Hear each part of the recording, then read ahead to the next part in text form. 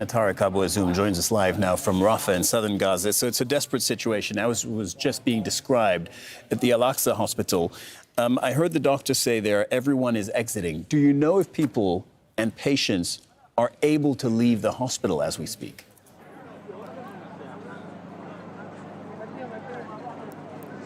Well, it's a very risky journey for patients there to leave Al-Aqsa hospital, because the hospital is located in an area that is right now considered to be a battle zone between the Palestinian fighters and the Israeli soldiers. A part of patients, if they would like to leave the hospital, they must leave it in their own responsibility, fleeing to the southern part of the territory, which is right now very densely populated area. Now, right now we have been also saying that the hospital had been multiply targeted before by the Israeli snipers, and the intensive care unit department exactly had been attacked by Israeli forces who are stationed just only 100 meters away from Salahuddin Road, where they try to take full control over the main linking road between the middle and the southern part of Gaza Strip, as the hospital is going through a very dramatic and difficult situation there with the total blackout of electricity, as patients and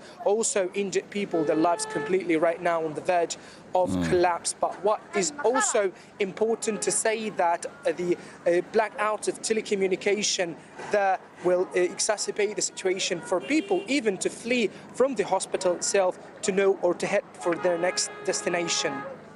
Tareq, if we leave this desperate situation that's unfolding at the Al-Aqsa hospital aside for just a moment, at least 135 people have been killed in the last 24 hours. What can you tell us about that? What are you learning?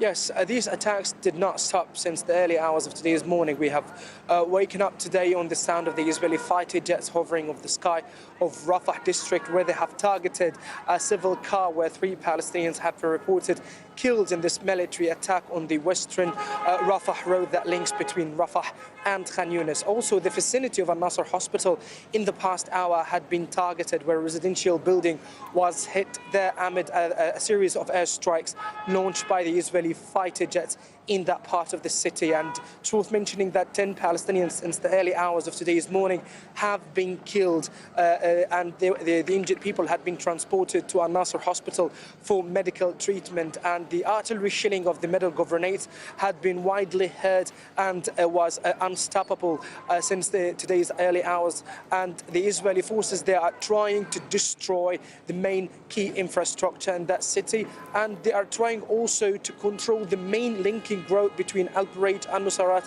and Maghazi refugee camp, alongside also with full control over the vital areas that they can take proper control and observation over the middle governorates. Now we can see and say that the northern part of Gaza Strip had been a center for the military attacks, especially in Beit Lahia town in the north of Gaza Strip, where a number of Palestinians being targeted by an Israeli drone missile bring the total death toll for during the past 24 hours to more than 130 Palestinians being killed till now.